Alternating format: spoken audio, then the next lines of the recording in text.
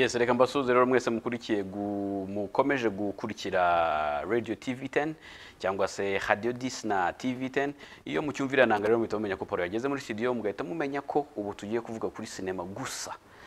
Bya bindi umugani wabirabura bo muri Amerika ngo Black Lives Matters, muri kiganiro naho Cinema Matters. So niyo tuba tugiye kuganiraho yonyine kugira ngo tubashe kumenya amafilime ari gusohoka, amafilime agiye gusohoka, amafilime ari gukorwa, abanyarwanda barimo baritwara gute, amafilime y'abanyarwanda agiye gusohoka n'ibindi byinshi bigiye bitandukanye. So turi buze rero kugaruka ku makuru menshi dufite yaba hano mu Rwanda. Filime mwakunze cyane yitwa The Secret igiye gutangira gukorwa, nako iri mwikorwa. Mu makuru mfite uyu munsi iri mwikorwa, turaza kuyivugaho gakeya turebe ese izaza ryari, ese bizagenda gute, nandi makuru wenda tudafite uyu munsi tuzayamenya mu bihe byacu bitaha. Turaza kujya no hanze y'u Rwanda tuvuge kuri ku makuru menshi agiye atandukanye. Uwitwa Chadwick Boseman amaze umwaka ufunze yitabye Imana, atuvuyemo umwe mu bakinnyi bari bamaze gukora izina cyane kuri iyi si, uzwi cyane nka Black Panther. Urukundo rwa Aflek na Lopez rurimo rurihuta kurenza uko abantu babitekerezaga. Ese haba hari ikibyihishe inyuma cyangwa se byaba ari bimwe by'ustar byo kugira ngo gusa ibintu bive mu nzira?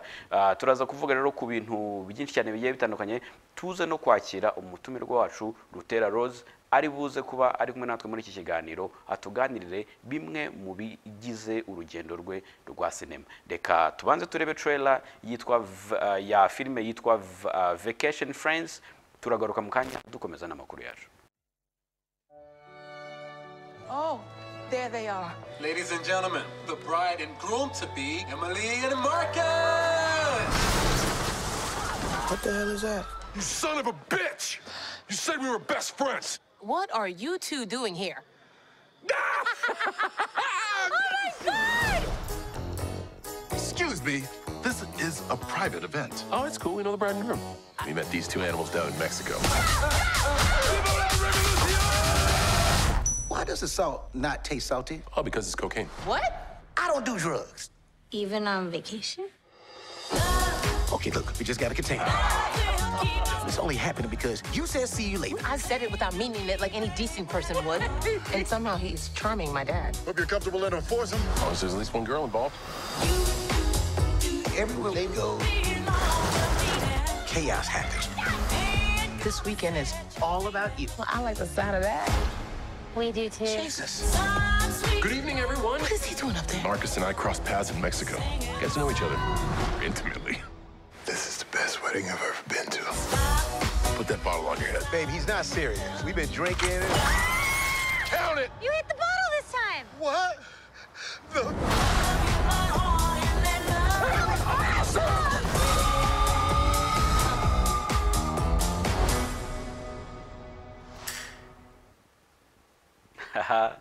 Yes, iriya rero bayita Vacation Friends. Ni filime isekeje cyane, navuga ko yagushimisha. Actually iyi filime ikaba iri hanze kugira umunsi. Iyi filime ikaba yararangije gusohoka muri uku kwezi, ukaba wayishaka ukaba wayireba. Ni filime jewe kuri jewe yaransekeje cyane, na filime nziza.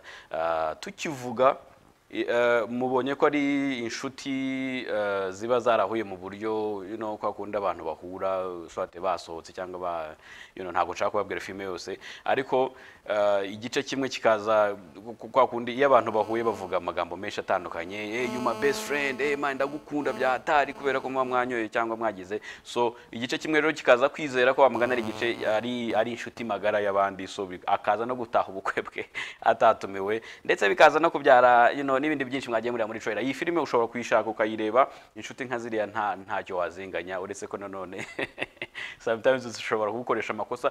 Tukivuga ku nshuti, mbibutse ko Paru n'inshuti ze ni filime irimo irakorwa nayo. Ubwo mucyumvamo Paru kame murahita mwumva ko nshobora kuba ndimo, kubera ko nkeka ko ari igihe Paru wenyine uri mu Rwanda. So Paru n'inshuti ze nayo akaba ari filime y'uruhererekane y'urwenya, comedy, drama na romance. Ikaba ari filime nayo izasohoka kuwa gatanu w'iki cyumweru tugiye gutangira izasohoka kwa gatanu saa 10 w'iki cyumweru tugiye gutangira mukaba muzayikurikirana kuri YouTube channel yitwa Yellow TV ubwo abantu banyarukirayo mukareba uburyo mwatangira ku subscribinga kugira ngo mutazacikwa umunsi yaba yagezeho nibwo episode ya mbere zageraho ubundi mukajya muyikurikirana buri wa gatanu ku isaha ya saa 10 nta gihindutse rino jambo nkunze kubyongeraho ngo nta gihindutse kubera ko niba nyamuneka filime z'amahanga z'abanyamerika cyangwa n'ahandi ziba zakoreshejwe amamiliyoni n'amamiliyoni y'amadolari bashobora kugira ikibazo gituma ibintu bihinduka nta cyatuma twebwe tutagira impamvu zishobora kuba zahinduka ibintu gusa kugera uyu munsi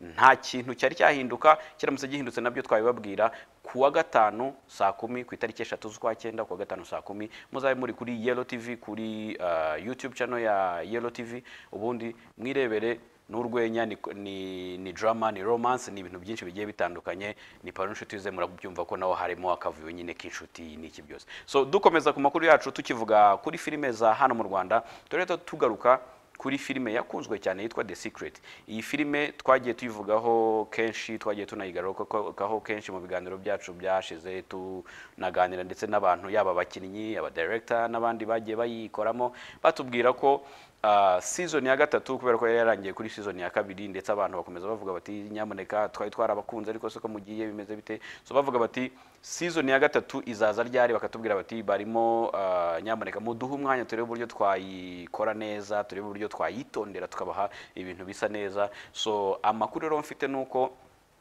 iyi filime The Secret yaba yaratangiye ikorwa ryayo ubwo nuvuga ngo ni ifatwa ry'amashusho ariko ikaba itakirimo iradirectingwa na nuwayi directingaga nuwa directingaga rimwe na kabiri ari we Ngabitsinze akaba uyu munsi irimo iradirectingwa n'undi uifite undi mu director uri mu directing kuba abakinnyi bose baragarutsemo ayo makuru ntago twe twayamenya ariko nayo buriya tuzagenda tuyamenya uko iminsi igenda yicuma ndetse tube twanavugisha bamwe mu bari kuyikorana nto batubwire n'icyo umuntu ashobora kwitega muri iyi filime nyuma y'igihe kirekire abantu bayitegereje uyu munsi kaba none iri mwikorwa n'iki abantu bashobora kwitega kuri iyi filime izasohoka ryari ese izaba ikiri muri yanzira ikomeza ari continuité yaho yarangiriye cyangwa se hari ubundi buryo bagiye kubizanamo ibi nibyo tuzaganira wenda n'abakozi bayo n'aba producers cyangwa se aba directors n'abandi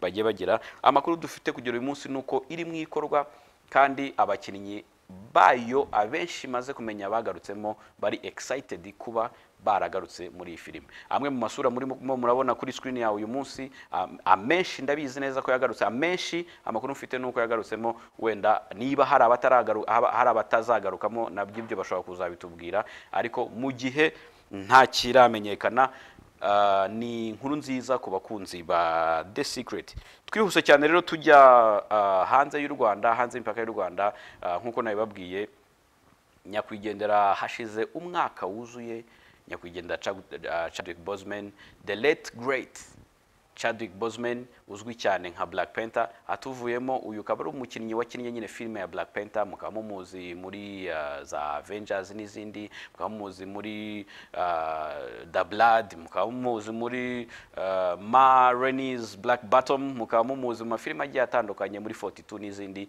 akaba ari umukinnyi wagiye ukanyuzaho ariko ku itariki 28 z'ukwezi kwa munani ubwo nuvuga ngo ni nk'umunsi w'ejo hashize ku itariki ya 28 z'ukwezi kwa munani umwaka ushize w'ibihumbi 2020 nibwo uyu mugabo yaje kwitaba Imana atuvamo azize kanseri yo mu mara akaba ari kanseri yaramaranye imyaka 4 yose abana nayo bivuga ngo imyaka twamumenye akina kuva kuri Avengers kujya kuri Black Panther n'izindi yakinnye nyuma yaho icyo gihe cyose yabikoraga arwaye iki ni cyerekana umugabo ku murimo wa undi Imana yemera wa mugani ngo umukozi ku murimo n'Imana yemera iki ni cyerekana umukozi ku murimo abantu rero benshi kuba yafata umurimo we akabifata mu buryo buri serious arwaye bikomeye ku buryo icyo gihe yanivuzaga ariko akabigira ibanga rikomeye, ni icyerekana ko yarakunze akaza akora, ni icyerekana ko yarakunze acting, ari nayo mpamvu n'uyu munsi bitewe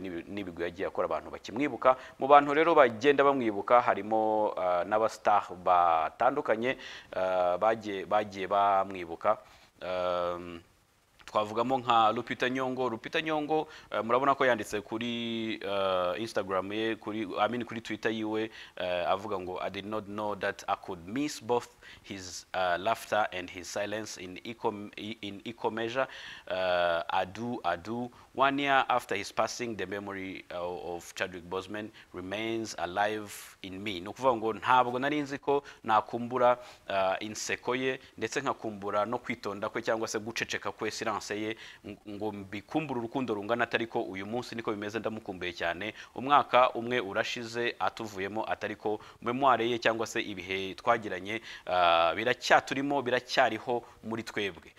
Siwe gusa, ntago ari Lupita gusa wa commentinzeho, uyu ni Michael B. Jordan muzi ko bakinanye no muri Black Panther. Michael B. Jordan akaba nawe yavuze ngo not a day goes by bro, love and miss you but I know you still with us. Ati nta munsi ucaho ntagukumbuye muvandimwe, ati ariko ndagukunda kandi ndagukumbuye cyane, gusa icyo nzi cyo nuko uracyari kumwe natwe. Uyu ni Michael B. Jordan bakinanye muri Black Panther. Viola Davis bakinanye muri Ma Rainey's Black Bottom, ni nayo filime ya nyuma actually uyu mugabo yakinnye. Nawe yavuze ati, uyu Viola Davis nawe ni umu actress ukomeye cyane, nawe yavuze ati this day last year you left this earth and us, man you are missed. So bivuga ngo umunsi nk'uyu umwaka ushize nibwo wavuye ku isi ndetse natwe uradusiga, ati cyokora urakumbiwe cyane. Uyu nawe ni Mark Ruffalo rero ni umwe mu bakinnyi bakinanye muri Avengers, yaba Infinity War ndetse no muri Endgame. Uyu Mark Ruffalo ko batamuzi kubera ko ntabwo akina filime nyinshi, hari ukuntu wenda batagaragara nka kuriya, ariko Mark Ruffalo ni ukina ari The Hulk, umwe witransformamo mu kintu cy'icyatsi kinini cyane. Nawe yavuze ati kuri Twitter, yavuze ati can't believe how fast time has gone, thinking of you today Chadwick Boseman. Aravuga ati ntabwo nakwibaza, mbese ntabwo mbyizera ukuntu iminsi yihuse cyane, atariko ndagukumbuye, ati ndagutekereza uyu munsi Chadwick Boseman. Akaba yashyizeho nyine ifoto ya Chadwick Boseman, bose bagenda bashyiraho ifoto ya Chadwick Boseman. Kerry Washington nawe ni umwe mu actor bakomeye cyane muri Amerika, yavuze ati 1 year without Chadwick Boseman, thank you for watching over us, we miss you king. Yavuze ngo umwaka urashize tutagufite Chadwick Boseman, atariko warakoze cyangwa se urakoze gukomeza kutureberera, turagukumbuye umwami. Ashyiraho n'umutima. N'abantu rero benshi bagiye bamwandikira. Uyu ni Kevin Hart nawe yashyizeho ifoto ya Chadwick Boseman ari kumwe n'abana ba Kevin Hart. Bano bana babiri n'aba Kevin Hart. Arangije yandikaho ngo legends never die, rest in paradise king.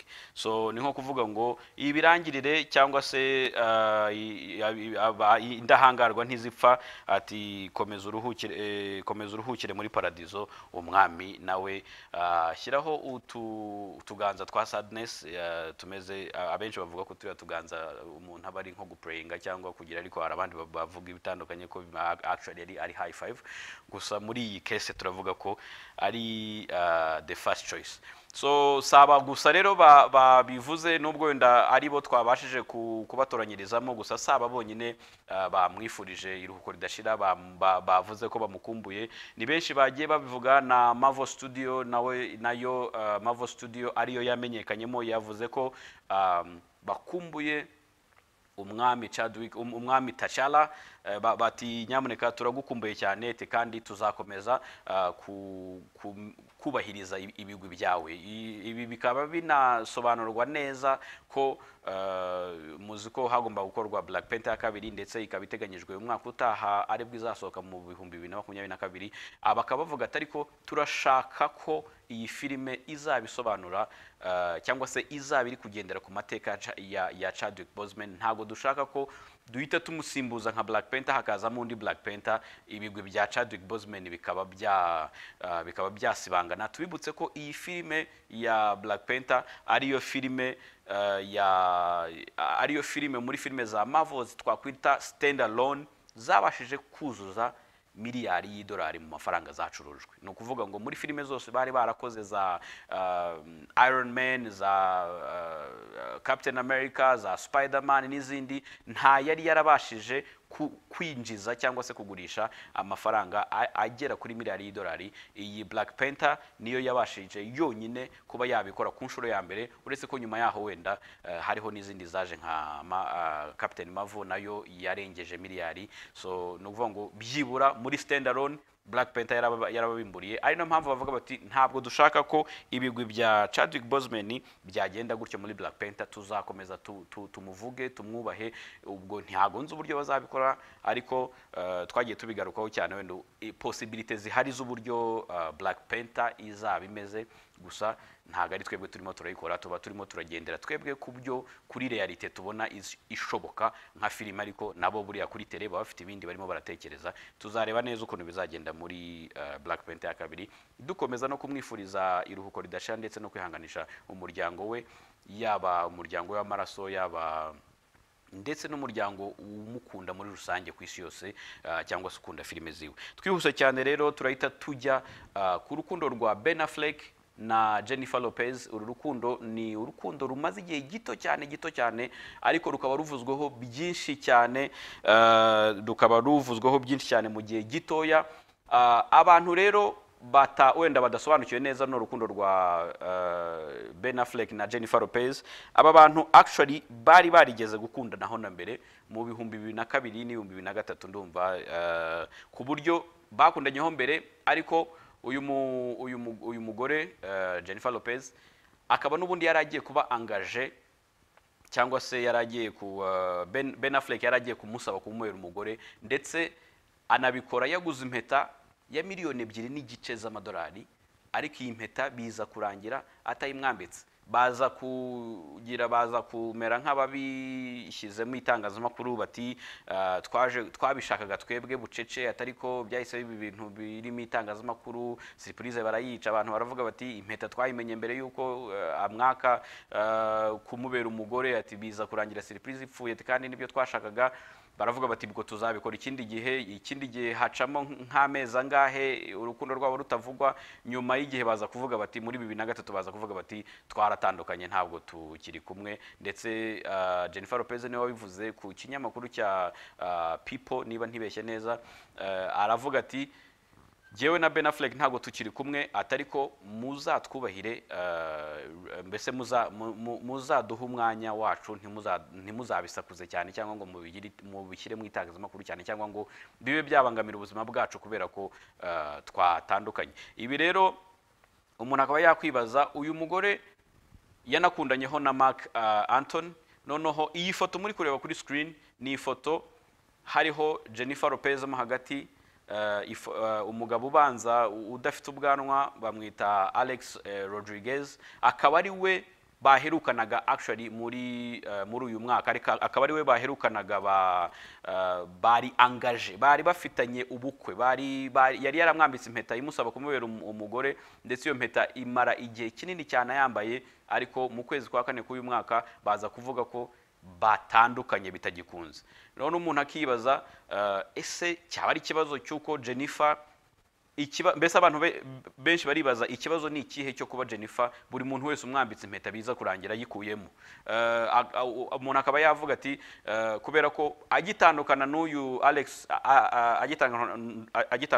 Alex Rodriguez yaje kugaragara ari kumwe na n'umu ex we n'ubundi ari we Mark Anthony agaragara basohokanye abantu batangira kubivugaho byinshi cyane bati se yaba ari kumwe n'aba ex be niki ariko nyuma y'ukwezi bavuga bati barasohokana bajyanye hanaha nyuma y'ukwezi hahita hazamo Ben Affleck uyu munsi akaba ari urimo ndetse uyu munsi bikaba byavuze ko nawe yagaragaye arimo aragura impeta ya fiançailles so nukuvuga ngo birashoboka ko hagiye kongera kubaho gupropoza bundi bushyashya kuri Jennifer Lopez akaba avugwaho ko ari mu bantu bagiye bapropozwa inshuro nyinshi cyane ariko bitagiye bicamo kenshi cyane nk'izo nshuro bamupropose so uru rukundo rero rwabo rukaba rurimo rurihuta cyane kubera ko rwamenyekanye muri uyu mwaka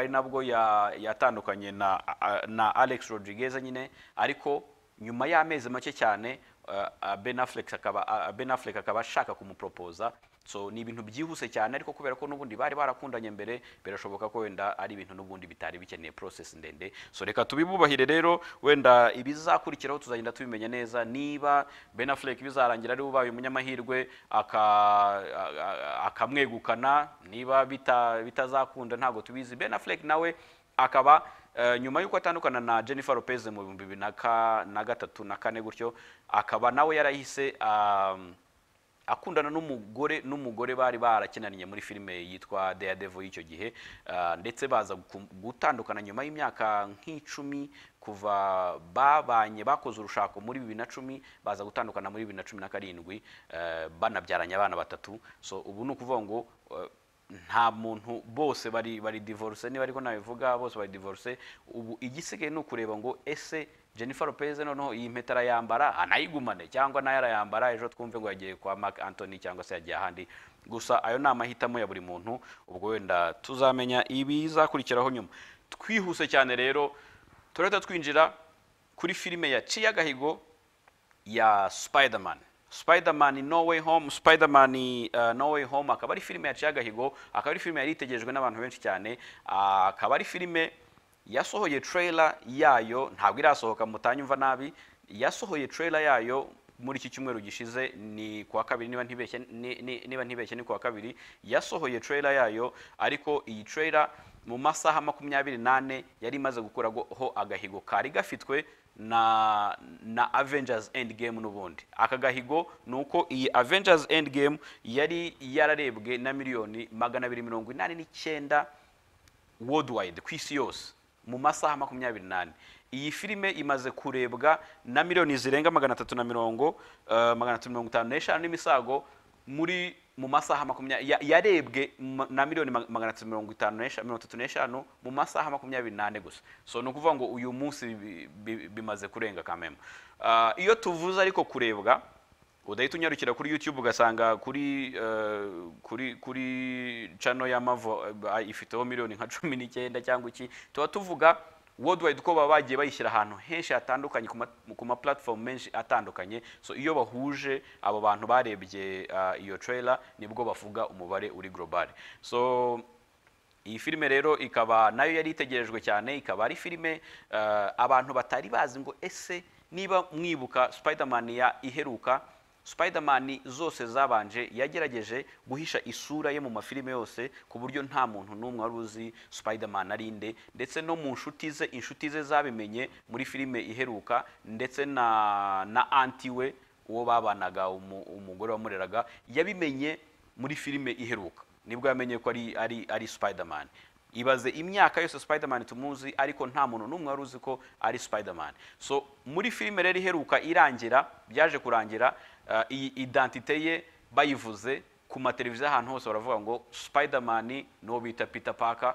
biza kurangira isi yose imenye ko ari we Spider-Man hari abamukundaga bakomeje kumukunda wenda ariko hari n'abavugaga bati Spider-Man twebwe tuba tubona ari villain tuba tubona ari umurara cyangwa se a destroying ibintu dushaka kumenya aka kagabo ari kande ubundi kaba gakora biriya kugira ngo tumenye uwo tubibaza so abo nabo abanzi be babaye benshi so muri filime rero muri trailer ndaza wenda kuyibereka muraza kureba ko itandukaniro cyangwa se uburyo bafashe indi nzira itandukanye niyo twari tuzimo Spider-Man, kubera ko harimo Doctor Strange. Abantu bose twaribazaga ese Doctor Strange agiye gukora iki muri Spider-Man, ko afite filime yiwe, agiye gukora iki muri Spider-Man. Harimo aba antagonist bose babayeho muri Spider-Man zose uko ari 3, ari nayo mpamvu nkeka ko bavugaga ko hazazamo ba Spider-Man 3.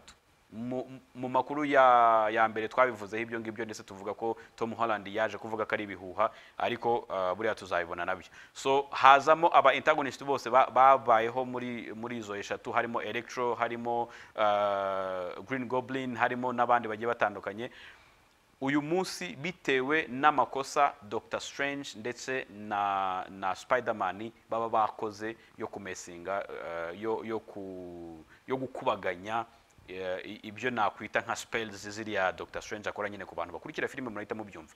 Ntiba rero ntizi ibyo magambo, nagira ngo mbanze mbareke murebe iyi filime, murebe trailer yayo, ubundi turagaruka tunakira umutumirwa wacu Rutera Rose.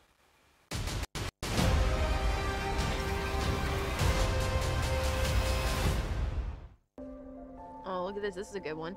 Some suggest that Parker's powers include the male spider's ability to hypnotize females. Stop, come on. Yes, my spider lord. Can we just like stay up here all day? It is so crazy down there.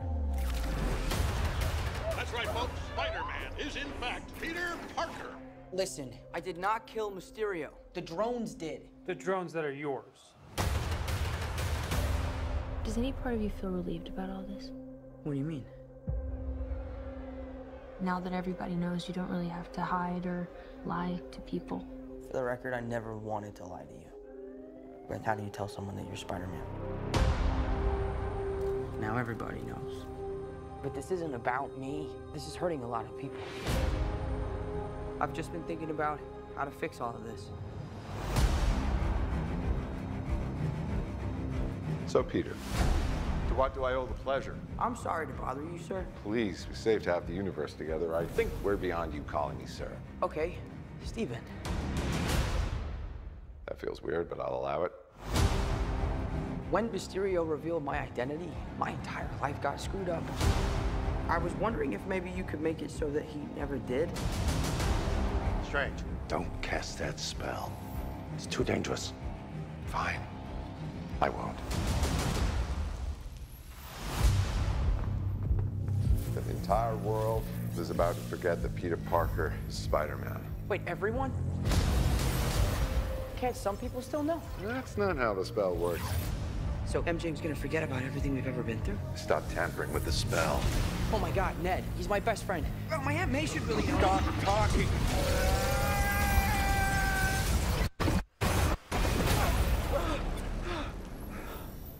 What just happened? We tampered with the stability of space-time. The multiverse is a concept about which we know frighteningly little. The problem is you trying to live 2 different lives. The longer you do it, the more dangerous it becomes.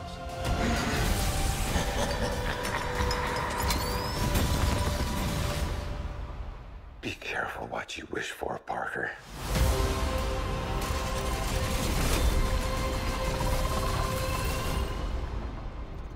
Hello, Peter.